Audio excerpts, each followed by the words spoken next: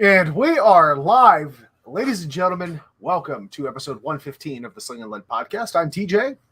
And I wasn't ready. No, hell you were not. Oh my goodness. He's like, you ready? I'm like, yeah, sure, go ahead. Oh, you mean now? Yeah, right now. Right? TF now. Now. Yeah. Right. So quick announcement, right? So Kent and I have both been communicating with Cam. Cam's doing very well. Still in the hosptal. Hopefully he'll be getting to head home here soon. He's not very well. He's like missing legs and shit. I mean, he's missing a leg and shit. It'll buff out.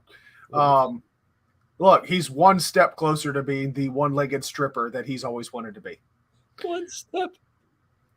I got two jokes in that one. You should be bowing down to my excellence. That was pretty good. That being said, though, guys, as you can tell, we have modified our overlay a little bit. You can see a preview of the shirt that we had designed for Cam. Again, all proceeds from our t-shirt designs that are inspired by our guests go to a charity of their choosing or something for them. In this particular case, any and all proceeds from the sale of this shirt will go directly to Cam to help him with his medical bills and his I'm sure the gender reassignment surgery will go really well next month. They took the wrong leg. They took the wrong leg. Took the wrong leg. But, folks, I'm very happy to report that as of today, we have sold 55 of these shirts. That ain't bad for a couple days screwing around on the internet. That is the absolute highest moving design we've had. Yeah, I mean. And you know what? It's for a damn good cause. That's Cam. Who doesn't love Cam? I mean, I'm sure there's a few people. Everybody loves a good Cam. I mean, they're wrong. But yeah, that's true. So either way, folks, you can see the design in the overlay or in your screen here. Of course, you can go pick yours up at the following link, which I'm posting right here in the chat for you. Head on over to our Teespring shirt store and pick one up. Again, all proceeds will go directly to Cam. Keep in mind, there are both men's and women's shirts for that design, right? So very cool. All the good stuff, man. So that was some really good news. It's funny because Kent and I were just talking about that. Like we were on the phone last night and it was after hours, so I didn't have to pay the 99 cents per minute after the first 5 minutes. But he even asked me, he goes, dude, this thing's like really gaining traction on Facebook and stuff.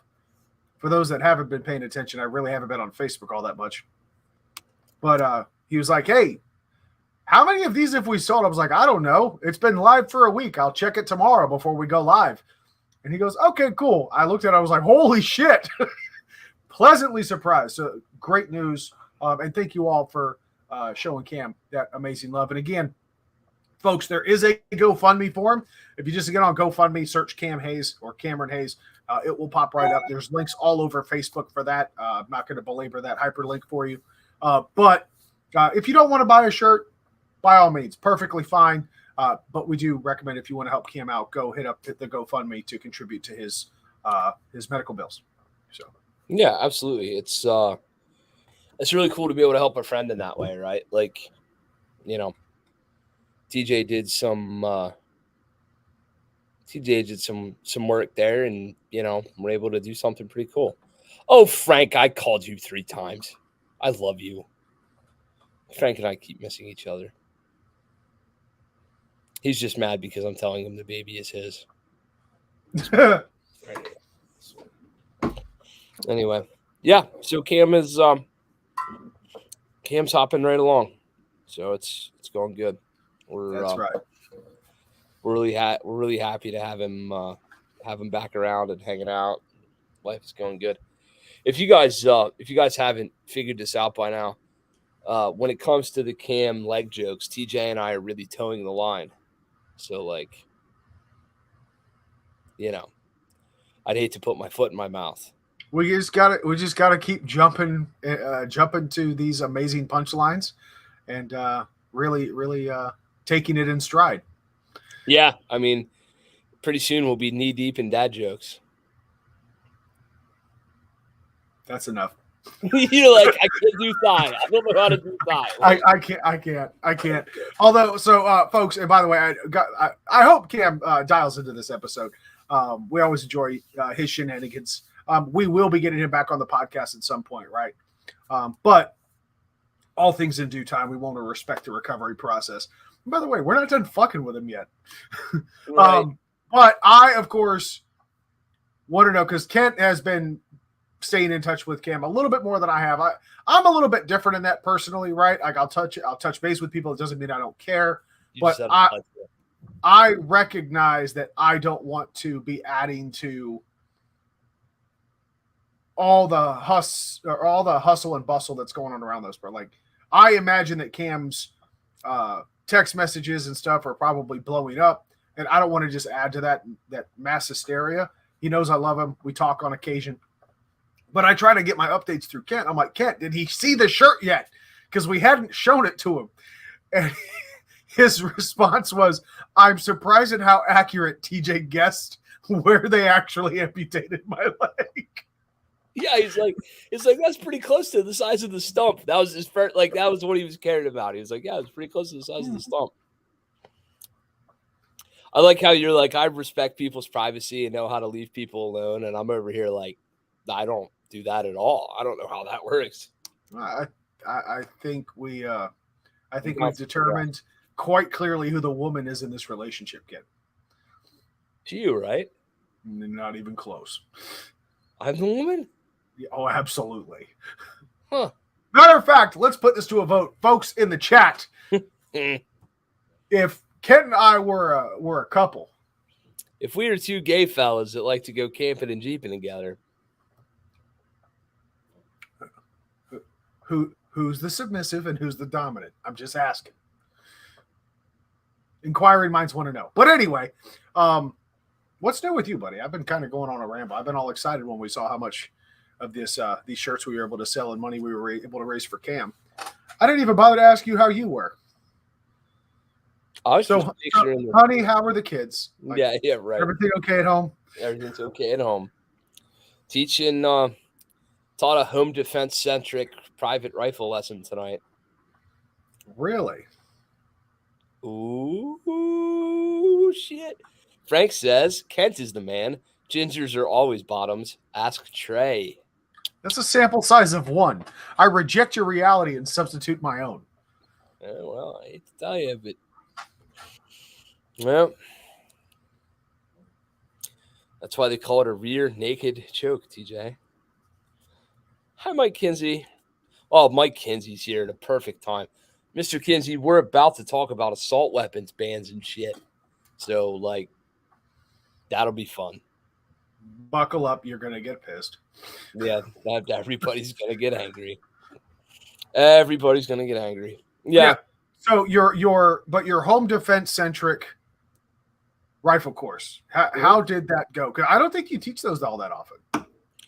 I'd like to teach more of them.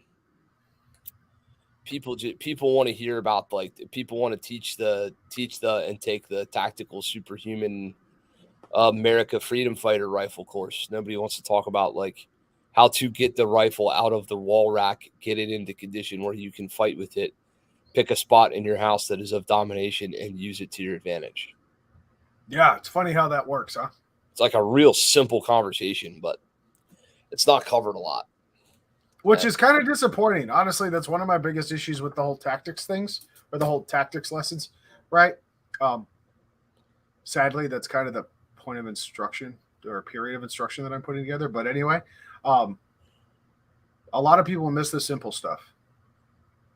More specific, I don't even want to say miss. They don't want to discuss the simple stuff.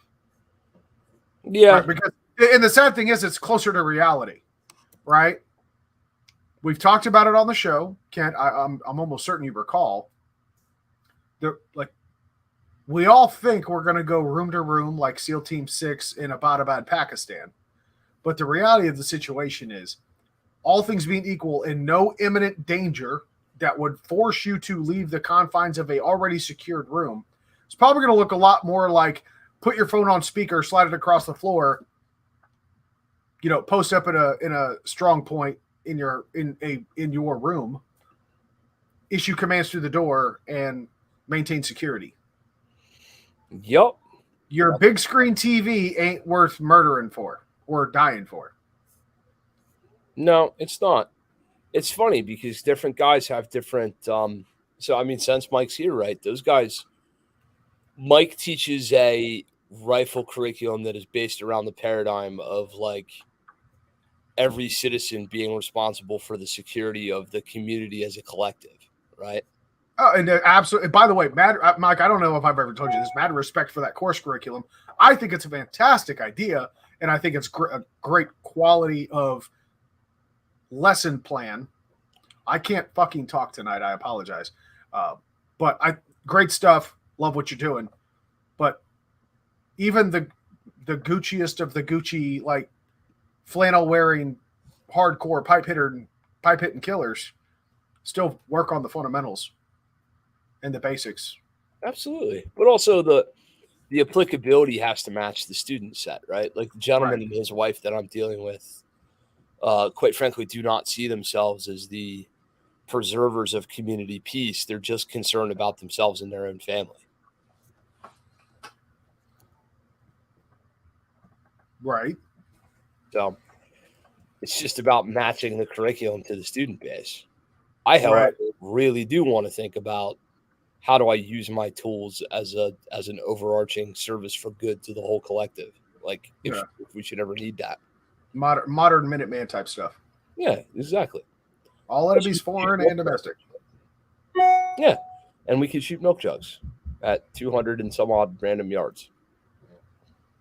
I support it. He does a whole thing on like I'm serious. Like he's got it like from the perspective of somebody who like I do it differently. There's a difference between saying I do it differently and they're wrong, we're right. Like no, I just do a different thing with this. Right. There's nothing wrong with that. So I, for one, think that you should do both eventually. With respect to the gun set guys, I think that my thing applies to a broader audience of like rifle users, right? And it doesn't, and in a lot of ways, you know, I don't give a fuck if it's a shotgun or a rifle or a PCC or a pistol or what it is. The process by which you have to stand up, get the gun, and go run with it to the point that you get to a point in your house that you can control. It's kind of weapon agnostic, honestly. Absolutely. Yeah. Actually, it just is kind of a sneak peek. We've talked about the POI that I'm putting together in concert with you. Honestly, it's going to apply. I would prefer if people brought rifles. It will predominantly cater to rifles, but there will be a section in there that will explain the difference between or the applicability of the same skill set regardless of platform. Pistol, rifle, shotgun, don't matter. It crosses over. It really does cross over. Mm-hmm. So how do we want to approach this assault weapons nonsense ban? Well, I mean, I think it's worth updating everyone, right? So the assault weapons ban, and let's be clear, has passed Congress or the Senate or whatever. It's passed one of the two houses. The House of Representatives. Yeah, past the House of Representatives. It's still got to get through the Senate. Mm-hmm. Will it be successful? I don't know. I wish it was one of those things where I could vehemently exclaim, "Oh, that'll never happen." That's what they said in '94. You'd like to be able to think that, but I'd like to be able to. Politicians just prove that they don't give a fuck about us. So why do we trust the other half? Well, that's kind of my perspective on the matter, bud. It pains me to say that, but it's the reality of the situation. So I guess what are we to do, right? We're to ask Mike Kinsey what to do, and we're to go modern man the fuck up, I think. Yeah. It's an ugly situation all around, dude. It just really is. But let's just even wax philosophically here that it doesn't happen. Not much changes. I think if anything, if this doesn't go through, it should remain an example of exactly how far and how close we came to the Second Amendment being arguably abolished. Right? Because this bill is a huge cut. This ain't no death by 1,000 cuts. This is damn near a decapitation of the Second Amendment. Yeah, it really is. Right? I mean, talking about having to serialize magazines, anything that holds more than 15 rounds or more than 10 rounds, I think. No, it's more than 15, I think. Out the window, right? And they're going to learn from the 94 assault weapons ban that had a sunset period of 10 years. This one won't sunset if it passes. But like I said, we're waxing philosophically to the point that it doesn't. We should take the near death experience and take it to heart. And honestly, I feel like getting more involved in the politics, more specifically local politics. And Kent, I think you and I maybe differ a little bit in this respect. I've completely lost all faith in federal level leadership.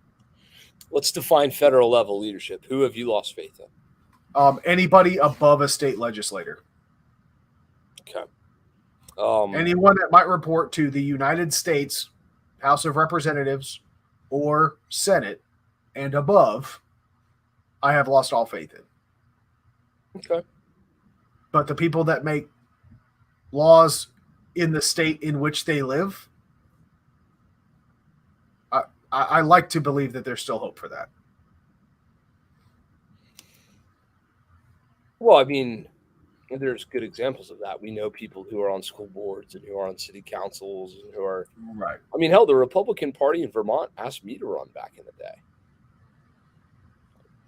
Maybe I should have done it. I was gonna say, knowing what you know now, would you have done it? If you were still there, would you have considered a run? I'm very glad I didn't. And why? Because of the exposure that it puts your family through and stuff like that. Having to worry about every little thing you say in public, having to worry about people, digging into your past and finding out that you had that one gay experience in college. Right. Whatever. That's yeah. You said that one off-color joke at a party, right? Or whatever the hell happened. Shit, if we're counting those, I'm probably up into the 50s or 100s. Right. Yeah, that's a problem. That is a problem in my case. But I mean, the deal with it is right. So I'll give you an example. So I'm not a big reader off the phone during a podcast, but for your benefit, I will read the an excerpt from what I got back because I've been emailing my representatives on a pretty regular basis. Okay. Mm-hmm. So this is from Representative Scott Perry, Pennsylvania 10th District, Congress of the United States, House of Representatives, right? So I emailed him a nice little, hey, what the fuck, man? Like, that's basically what I sent him, right? Now, he didn't vote against us or anything like that. Okay. So I'll give you his second to last paragraph. The focus by politicians and media personalities on AR-15s also is misplaced. By some definitions, these are the most popular and best-selling guns in America. They certainly passed the Supreme Court's test from Heller versus D.C. that guns protected by the Second Amendment are those in common use. While they're popular for being reliable and easy to operate, and because, due to their popularity, their vibrant market of shooting accessories and compatibility, they're among the least likely guns to be used in crimes. While they've been the gun of choice for a few mass shooters, it's due largely to their popularity and availability. More mass shootings and more active shooter events involve handguns. And as with the guns used in other violence, the most common ones involved are whatever pistols are cheap and widely available at the time. The problem is not the firearm, it's the operator. That came back to me from somebody at the federal level, right? Mm-hmm. there's part of this that part is canned. I would imagine that part is like the part that goes to everybody. You're part of the part that goes to everybody. But there's also, you know, dear Mr. Howard, given your situation in the business community by which you make part of your living, that like he goes into things that like it's my point is this guy responded to me or somebody. Right. It wasn't the typical pre-canned templated response that we're all so used to getting. Right. So my point is there are some, we in Pennsylvania have some, and I know a few in Vermont, there are some higher level politicians or politicians in a position to make literally like the term higher level politician kind of really doesn't sit well with me. The idea to me more is one who has the ability to legislate on federal matters as opposed to state and local matters is what you're really saying. Because as far as I'm concerned, they all work for us. They're not one's not a higher level than the other, and I don't see it as a top down like the president, then the Congress, then the courts, it's not like that. The whole thing's meant to be a revolving circle, and the whole branches of government and all that good nonsense. Now we have to get them to understand that. Some of them clearly do, and many don't. Or at least act like they understand it. Because what kills me is that they'll tell you that they understand this, and they will give you all the right words to make you sleep better at night. But then they go around and they do shit like what we have here last week, which is the way they want it. Right? Yeah. What I don't understand is they came out with that first bill, and the House could barely pass the first bill they put through. Mm-hmm. And then they turn right around with it. It's like, what did they go to sleep? How did this happen? Yeah, and that's really what kind of bothers me, especially when on one count you had two conservative quote unquote representatives essentially switch sides. And then when you look at the fight that was put up when the thing was even in committee, they chose to continue nitpicking, at least the one that got the most traction from the media and even, various YouTube snippets, right? Even the clips that made the algorithm on YouTube was of these, who I believe truly Republican or libertarian representatives, harping on the fact that, oh, hey, yeah, since you're banning this, let's talk about why the Department of Education and the Department of Agriculture are exempted from this bill. Right. Right. And I get where they were trying to go with it, right? Trying to at least take a step in the right direction of good enough for thee, but not for me. Yeah, absolutely. Right. I get where they were going with it in spirit, but at the same time, I feel like the fight could have been more. And that's really been my biggest issue with the Conservative Party is even when we have a controlling majority or a supermajority, we never push back. There's almost no ground regained at that level. And you and I talked about this, right? Like Bush, Trump, all nominated conservative justices. So we do have some coverage when and if it gets to SCOTUS. But I'm sorry, that's not enough in my opinion. That's the equivalent of them rolling over and saying, oh, let somebody else worry about it. No, you were elected for you to worry about it. Right? And just so everyone's clear, and I hope we try to make it clear on this podcast, on many of the other episodes in which we've covered political commentary, it's not even just about the Second Amendment. We're not here to say, oh, they're going to come take our guns and all this other shit. That is the Second Amendment is the linchpin in so many other of our constitutional rights and keeping them strong and in good standing. And they start chipping away at the second, you're going to start losing a lot of others. Right. So Kinsey brought up a good point about people in lower level, quote unquote, or lesser civil authority political positions. He referenced the doctrine of the lesser magistrate, and I just grabbed a quick definition of that for those that might not know. The bottom line, the short version is when, let's say, the federal government decides to do something that is in such violation of the Constitution that it's objectionable and abhorrent. State and local government have a duty and an obligation to push back against that.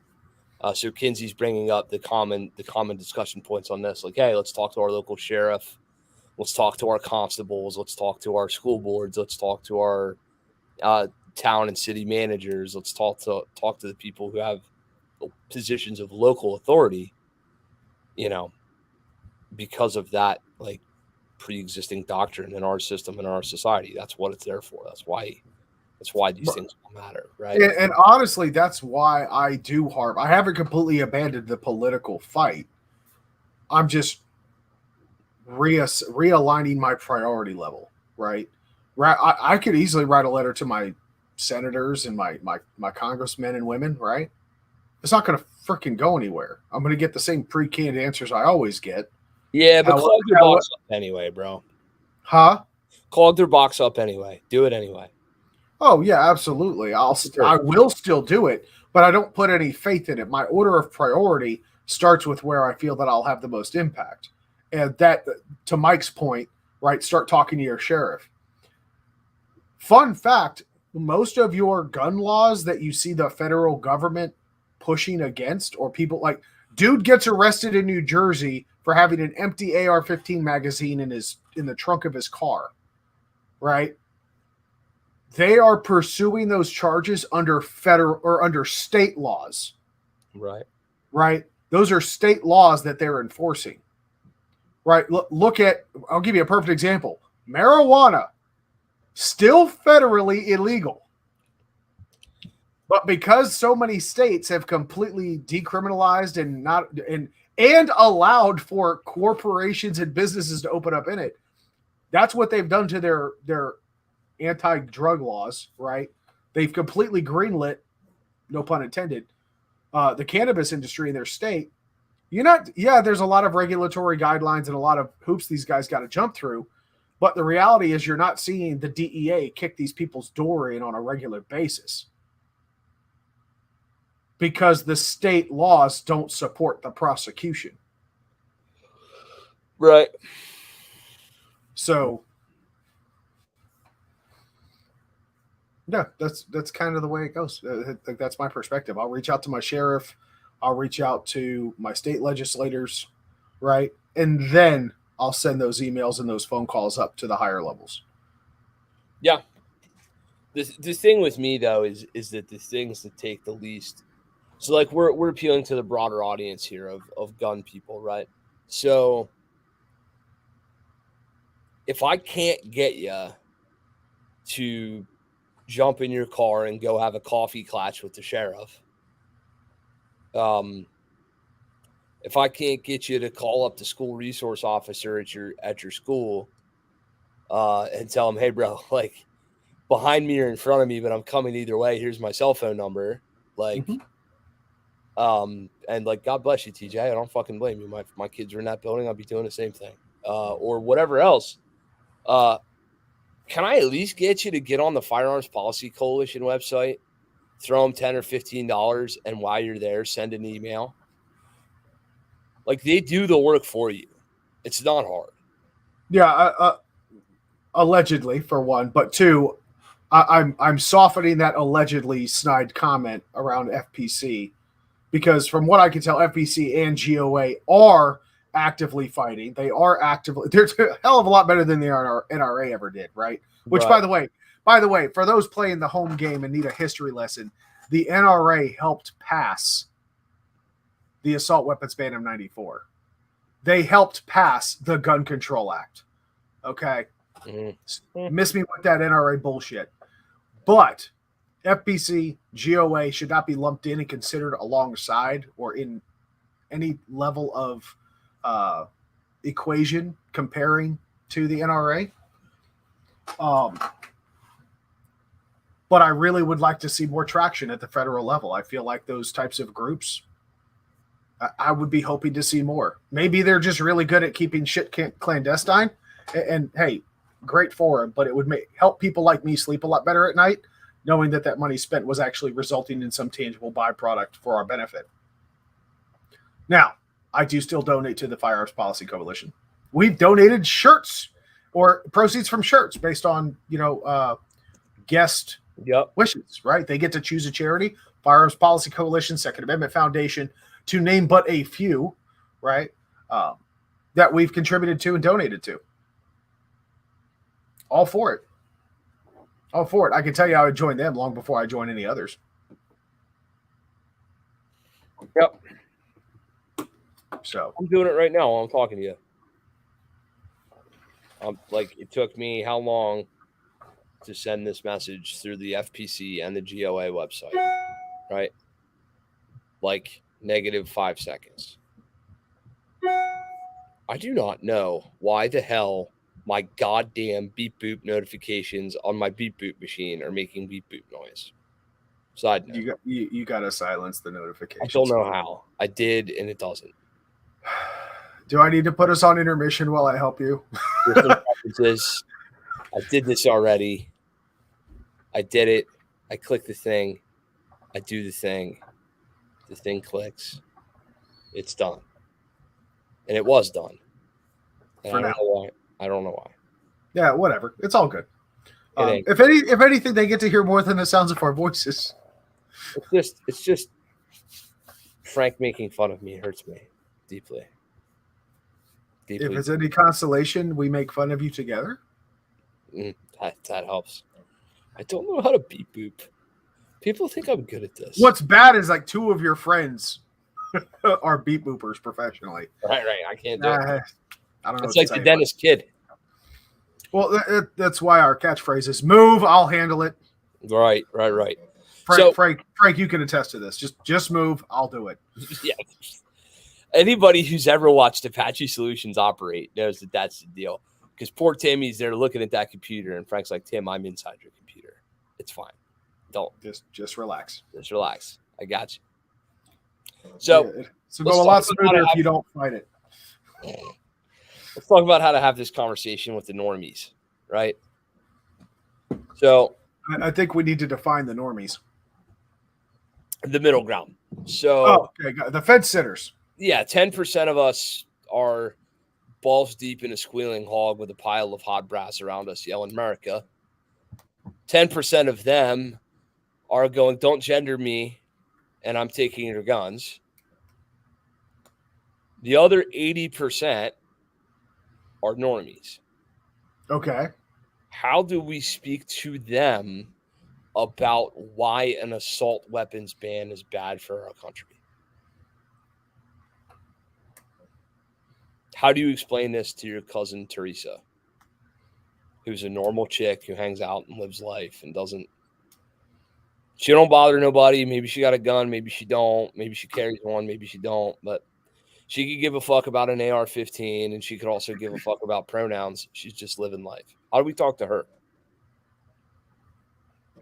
Well, honestly, I think the first thing that you would have to do is understand exactly one of the things it is that they care about, if not more than one thing, and help them understand that the reason, potentially, depending on what that thing is that they care about, exists is because there's nobody coming to stop her from, or forcefully stop her from doing it, or to do it if it's something she doesn't like doing. Right? That's one approach to it, right? I mean, I made it earlier on in the show. Take away that Second Amendment, or you decapitate it, like this bill potentially will do, and watch the others start to crumble. Right? Now, it's not about your pronoun. You will refer to everybody by this, or you will be kidnapped, thrown in a prison cell at gunpoint for failing to comply. Who the hell are you? You can't fight back. Right. What is it? What is the quote? Now rely on Mike Kinsey in the chat to correct me. When the government fears its people, you have liberty. Yep. To paraphrase, right? Or as I like to say it, when the government's like, holy shit, the natives are restless and can do something about it. Right. They'll just leave us the hell alone, right? It's a big part of it. Okay. Right? So why do you need an AR-15?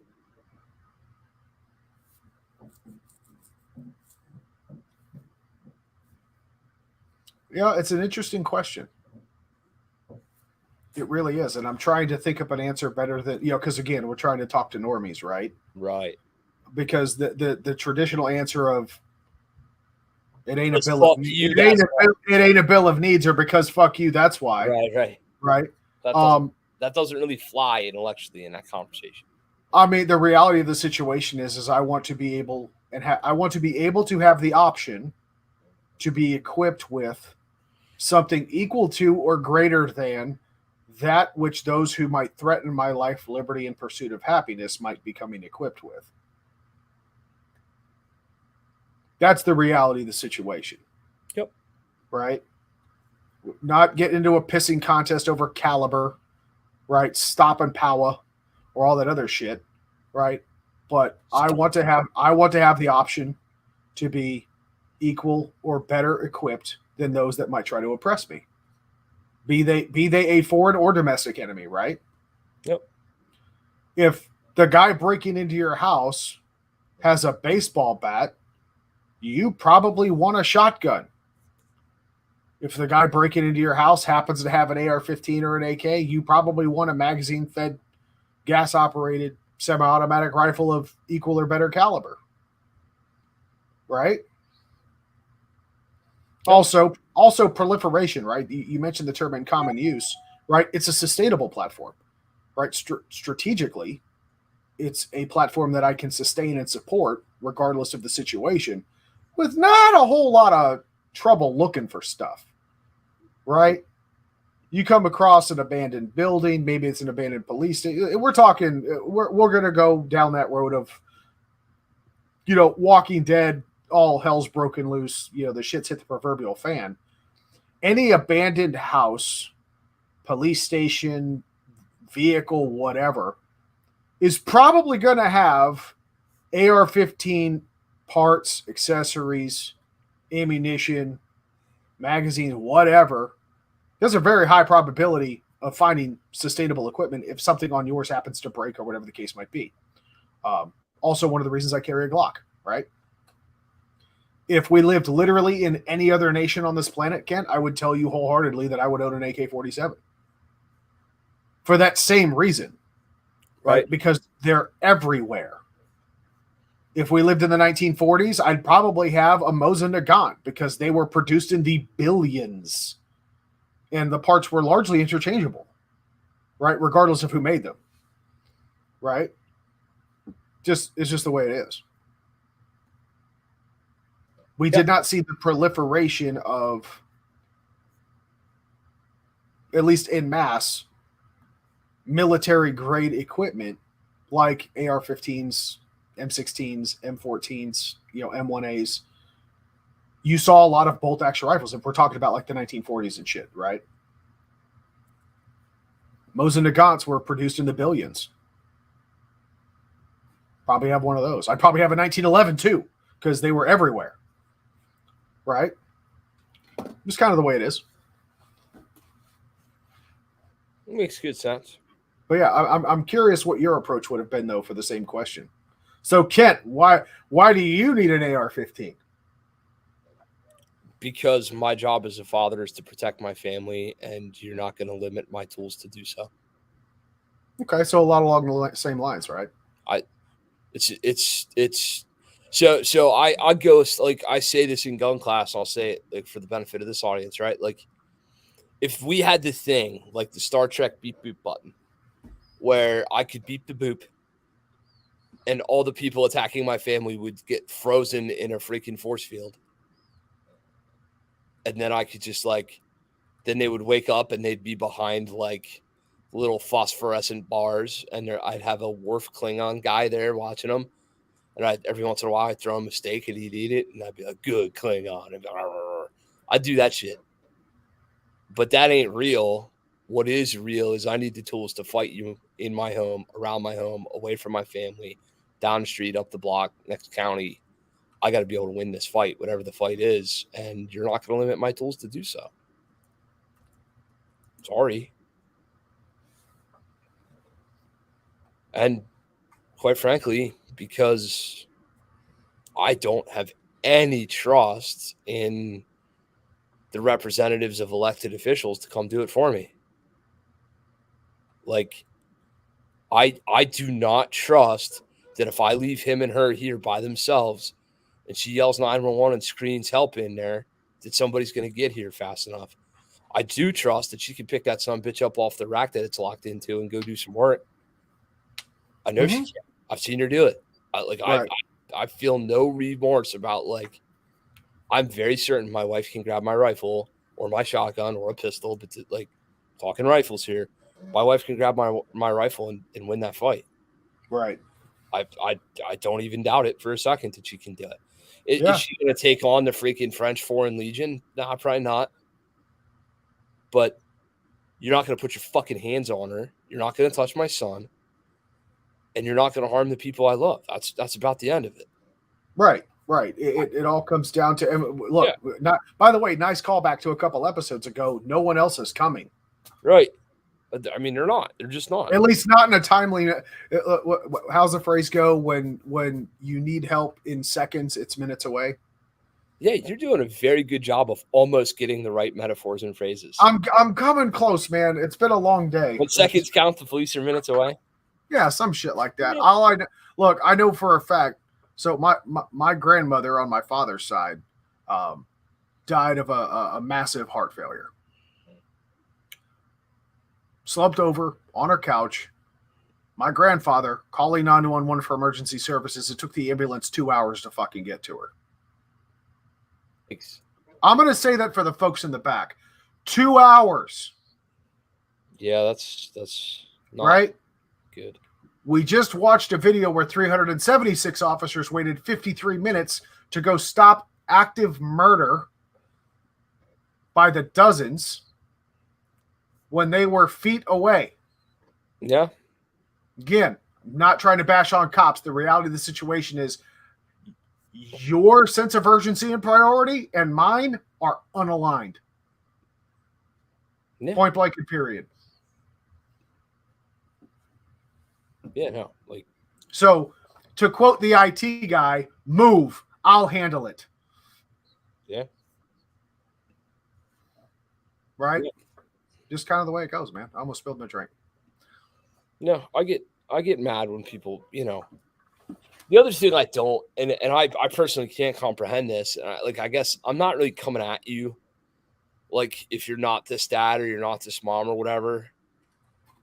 But I don't know how you can love little humans and not take steps to protect their lives. Mm-hmm.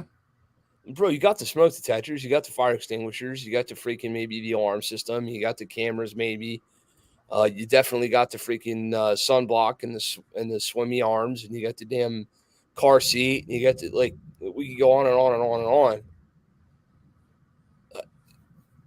All right, Mr. Progressive 22nd century liberal man. Defend your home from the freaking marauders down the street who don't care that you're aligned with them and their political views and are just coming in to fuck your house up. Yeah, they're not going to check your charitable donations receipts to BLM. Right. Yeah, sorry, dude. Like, your white privilege card swipes about as much as mine does. Like, that ain't gonna work. So all of a sudden, like, when you find yourself in a situation when, I'm sorry, man. Like, you're exposing your family to danger that you're not willing to solve yourself. You are, by definition, Ned, subcontracting that responsibility of protection for your family to the state. And the reason you're doing that is because that's the easy fucking way out. That's the box check. That's the, well, yeah, I'll just do the thing, bro. I'll just call 911. I'll just, I'll just stop, drop, and roll. I'll just, hide under the desk. I'll just, like, whatever they tell me to do, that's what I'll do. It's like, well, fucking fantabulous. What if that doesn't work? Then we get to. Yeah, and I guess that's where I would take it a step further. Look, if we can all agree, look, if that's what you want to do, if you want to be that guy or girl that relies on outsourced support for your security and your safety, more power to you. But where do you get the gall to dictate that I have to follow the same prescription? Right. That's really one of my biggest issues with it, as far as like that discussion with the other side. Look at the polar opposite issues, right? Pro-life, pro-choice, gay marriage, non-gay marriage, whatever the case might be, right? More taxes, less taxes. Fine, have your perspectives, but I'm not going to allow. I wouldn't expect you to kowtow to my requests or my perspective. Nope. Right? I have enough decency and respect for you and your personal belief structure to believe and outsource whatever you want. You want to be pro-choice, pro-life, well, I don't care. That's on you, dude. But don't allow your decision and your what's the word I'm looking for? Your virtue signaling ends where my rights begin. Period. Yeah. As do mine. Mine end where yours begin. It's kind of that common decency thing. Yeah. That's absolutely right. So, I mean, obviously, guys, it's just going to be kind of a shorter show because we're basically just giving you an update on Cam and then talking about the politics.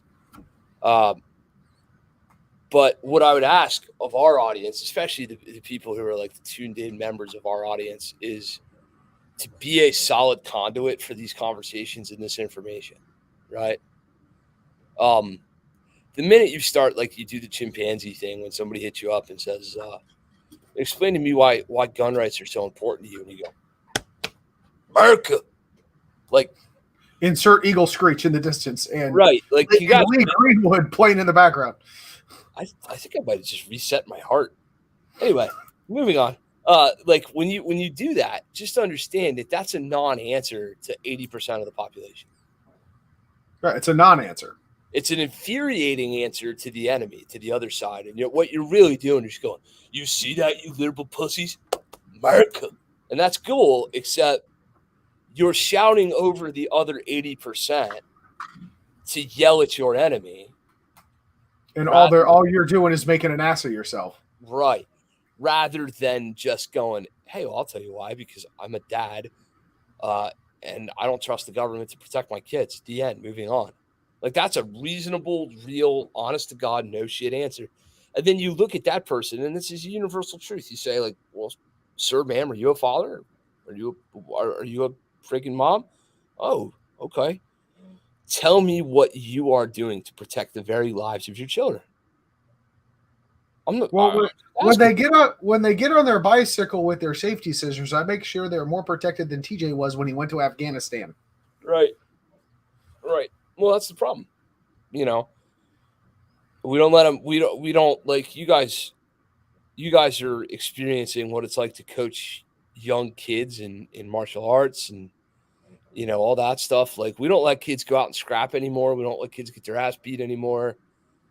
God forbid you. Look, I'm telling you right now, if I look you in the eye, shake your hand, I call you, hey man, how are you? And I respect you to the level that I care about you in my life. You have every right to grab my little motherfucker by his throat and go, listen, boy, if your daddy would have seen that, he'd be doing the same thing. I could stop you. Like, we've lost touch with this, like, what we expect of ourselves and our families. And as such, we've ended up in this position where the loudest sides are polarized and everybody in the middle is just left in a fucking hole, like, where they're like, people are like, it's never okay to beat your kids. It's like, Bullshit. Mm-hmm. That 12-year-old hauls off and knuckle sucks his mom. Yup. Like, he getting his ass whooped. And, in some of our families, it ain't even going to be by dad because that child will be dead before dad ever gets home. So there is that. Like, right. That's that kid will be begging to be put in the rack in town square. Yeah. Before dad finds out. Like, just please, because that's the safest place when there's plenty of witnesses and I'm secured behind a cage. It's the safest place for me. Just please don't tell dad. Yeah. I got a question for you, right? So again, it's going to be probably a shorter show this week than others. But so you mentioned the 80%. The issue that I see with the 80%, right? If we can agree that the 10% polar opposite to this issue, whatever that issue might be, is too busy with their fingers in their ears going, la, la, la, la, la, la, la, I don't have to listen to you. You're not the boss of me. Unintelligible screeching. That 80%, even getting them to the table to listen. They might hear us. But to get them to actively listen and even ask that question, I can't honestly tell you I've ever been asked by anyone. And I've got plenty of people that are in my circle that could be considered fence riders, right? They pay no never mind to it. They just don't really care, and that's okay. But how do we get them to even come to that? None of them have bothered to ask me, why do you need an AR-15? TJ, what's all this fuss? Help me understand. That actually really surprises me, given the depth and quality of relationships that you foster with people. Like, when somebody's in your life, they're really in your life. In terms of, like, you don't have a lot of half-assed friendships. You're either friends with people or you're not. Like, you treat. That's pretty true. Right? Like so anybody who cares, I can't imagine that you're in an echo chamber where everybody in your life agrees with you. I happen to know, for example, professionally, that not everybody you deal with agrees with you. I'm certain of that. Oh, yeah. Right. So you are the literally, like, you're the guy. We're the talking heads here, right? So for everybody south of the Mason-Dixon, you are the official representative of the Sling'N podcast, right? Like, let me put this into perspective, right? Because you bring up a great point, right? Let's go down the professional path for a second, right? In my employment, in my real job, right? I have had people that have said out loud, I don't really know, like in passing, I don't really know why anybody needs an AR-15, right? Whatever, because like now they don't come to me and say, "Hey, TJ, help me understand this." What are you? They always say, now sadly, because we work remote, it was very much like this, right? But they could see me. But it is inevitably always followed with, "Oh, if there's a problem, I'll just go to TJ's house." Like, motherfucker, no, you're not. Right? Yeah, you better come with some level of skill or provisions, because there is a barrier to entry. Let me tell you what, your new job is birthing children, cooking food, or beating laundry with rocks. Yeah, suturing the wounded. Which of them can you do? Yeah. Yep. No, I get it. But like, none of them have actually come to the table and just said, "Hey, I see you're passionate about this, but you also seem level-headed, right? Help me understand this. Help me," because I've certainly done it to others, right? I've got people that I hold very dear to me that I work with that are gay. I don't want to say liberal, because they even self-identify. They're like, "No, we're not progressive liberals. We're true dyed-in-the-wool, like old school Democrats," right? Think 90s era, Clinton, right? And maybe even early Obama, because I could even say that I could even make a case that Obama, at least in his first term, was truly more Democrat than he was progressive liberal. But like, I've come to them and say, "Hey, look, I can clearly see you're amped up over the whole Roe v. Wade reversal. Help me understand your perspective. What is all the fuss about?" Because they didn't outlaw shit. They just sent it back to the states. But I want to understand something that's very clearly, a passion to you. You have a very clear stance on this matter, and I want to know more. I want to connect with you as a human being. but I never see it the other way. Yeah. I think that I'll tell you, I see it all the time. And maybe, I don't know, maybe I have a lot of friends that disagree with me, or maybe a lot of it are like my mother's friends or people, other professionals or people who, come to say, like, even people that hire Green Mountain Defense, man, like, I'll teach a private pistol lesson and somebody will say something to the effect of like, well, I know you go up to the big range and shoot those other things. And I'm like, oh, yeah, those big, scary other things, like, Yeah. that are considerably easier for you to operate than the thing you're paying me to learn how to use right now. But okay, like, and it's funny because they'll like, it's like you got out a dick in the room or something. Like, they'll look at it, but they won't touch it. They're like, ooh, I don't know what that thing is. So I don't know. You have a habit of touching a lot of dicks out in rooms, dude. I mean, the weekends get blank sometimes. That's when you go to the beach, right? All right. One time it happened. Not that far. Wait. Some of what you're saying happened one time at the beach. I'll leave the audience to determine which part. I was misidentified as a member of a community that I'm not involved in. Let's put it that way. Apparently, they thought I was a bear. Anyway, moving on. My point is, like, even people who are like generally gun-ish people will hit me up and be like, "Well, now wait a minute, like, bitch, wait a minute, what? Like, what do you mean, wait a minute?" So what you're telling me is that you're perfectly willing to have me teach you how to turbo murder a motherfucker with a SIG 365 XL. That's 100%. You're kosher on that. But I choose to do it on easy mode, and you're not cool with that. That really doesn't make sense to me. Like, it's a philosophically flawed argument. And it kind of, like, when you hit them with that, they're like, well, yeah, I guess it is. I think then you'll get the next layer of, like, which is like, well, I think people like you should be able to have them, but I don't think just anybody should. It's like, well, yeah, sure, you're right. The crazy involuntary celibate kid in the dark trench coat who's on SSRIs should probably not have a rifle. Also, he should probably not be integrated with regular society. We used to throw those fuckers in a box. Right. And I'm sorry. Like, I'm all about getting people help. I'm all about caring for the other human. I'm all about it. But when you have people that are tweaked out of their goddamn minds, they don't belong in Gen Pop. Like, they can't just be walking around with the rest of us. Right. I think one of the greatest abuses or greatest detriments that we did societally or as a society was allow the dissolution of state mental institutions. Well, no, all we did was give them all jobs. They're now the politicians. Right. Solid. Right? That was good. But yeah.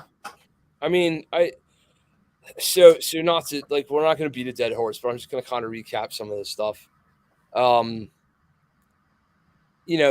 Quite honestly, be a conduit, be a responsible communicator when it comes to dealing with people who are in that 80%, who are in the middle ground.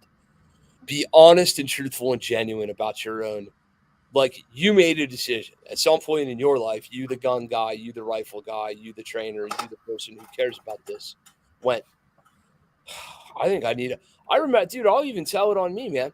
My first defensive oriented long gun was a Mossberg 590 way back. What I mean by defensive oriented long gun is one that I bought for the intention of using, like, in a training or a serious environment. It wasn't a rifle of any kind. It was a Mossberg 590. And I reasoned with myself that, well, I don't really need an AR, because if I ever have to reach out and touch somebody, I'll just go ahead and do a slug select drill. Yeah. Okay, champ. So obviously 2007 or 2006 Kent didn't quite have it squared away as much as 2022 Kent does. Now I know the applicability and the use case of the tool. And at a point that I realized what the applicability and what the use case of the tool was, I adopted it. I got training on it. I learned how to operate it. And now I value it to the point where I'm literally willing to, be up in arms about it and be pissed about my government attempting to steal it from me. That's really not okay. So, be a communicator. Remember back to when you made this decision, and when somebody asks you why, be reasonable and realistic and tell them the real truth, whatever it might be. Sometimes it's painful. My real truth to this is like, dude, I'm not I've already gone through the pain of losing a kid. Like, you're not harming my kid. It's not going to happen. So that's my reason. That's my why. So be a good communicator. My other urge to you guys, to the listening audience, is don't engage with the other 10%. Don't give people more fodder so you can stand there and yell, fuck you. Well, yeah, fuck you. You're a fascist. You're a Nazi. Like, don't do that shit. Nobody benefits. It's not helping. You're not going to win the argument with the other guy on Facebook. And like, I'm the guy telling you that. I tried for years. It's freaking a lost cause. It doesn't make any sense. Reach out to your politicians, make sure they're hearing from you. Write the letters, send the emails, reach out to the local and state government as well. Don't ignore them. Get to know your in-person representation on a regular first-name basis. They work for you. Remember that. Vote with your feet. Vote with your wallet. Support companies that support your causes. Join the 2A advocacy groups. Join GOA or join FPC. Join your local state group, right? So I'm a member of Firearms Owners Against Crime, and I'm a member of the Virginia Citizens Legal VC, whatever, DN, the Virginia local group. And I'm a member of the Vermont Citizens for Gun Rights. Like, that's a big thing for me too. So don't discount those local organizations. And, above all else, continue to be an involved, active participant in this conversation in a way that truthfully matters. Don't just holler at the other 10% because ain't nobody in the middle listening. Yeah, and that's the thing too, folks. Like, don't mistake my frustration and the passion that you hear behind my words to lead you to believe that I'm not willing to listen. Right? At the end of the day, it's just a conversation. Right?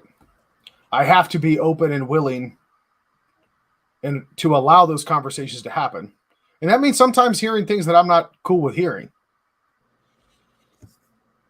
But you've got to listen, because you cannot expect others to listen to you when you're not willing to listen to them. Plus all the stuff that Kent said when I walked away. www.greenmountaindefense.com/training. Bring a rifle. Matter of fact, we've got defensive rifle metrics coming up here at the end of November. So that's going to be fun. Sweet. And what that's the one you're doing. Are you doing that local. Locally? That's right here. Yeah. Honestly, we haven't done an AAR for one of these classes in a while. Honestly, what I'd really like to do, because I was seeing on social media, the Apache crew had Craig Douglas out. Ooh. With ShivWorks. Yeah. Right? I kind of want to hear about how that went, because that piqued my interest. Honestly, if I would have known he was coming down there, granted, I should have known they have it published on their damn training website. I'm a horrible person. I'm sorry. But that's a hop and a skip for me. That's not too bad. I could have made it out there for that one. So get stabbed by a jiu-jitsu master another time. I'm okay with that. All right, let's wrap up in the things. Go buy Cam's shirt. Yep. By the way, folks, in case you haven't noticed, I added the link down here in the bottom of the screen here, right above the affiliate links. Of course, you're going to buy gun stuff anyway. You might as well do it to contribute and support the show that we try to bring you on a regular basis, completely free of charge. You're going to buy gun stuff anyway. You might as well buy it from companies that support us and participate in their affiliate links. Or their affiliate programs. Link is greenmountaindefense.com/affiliate-links. Every little bit helps, and we appreciate your patronage and support.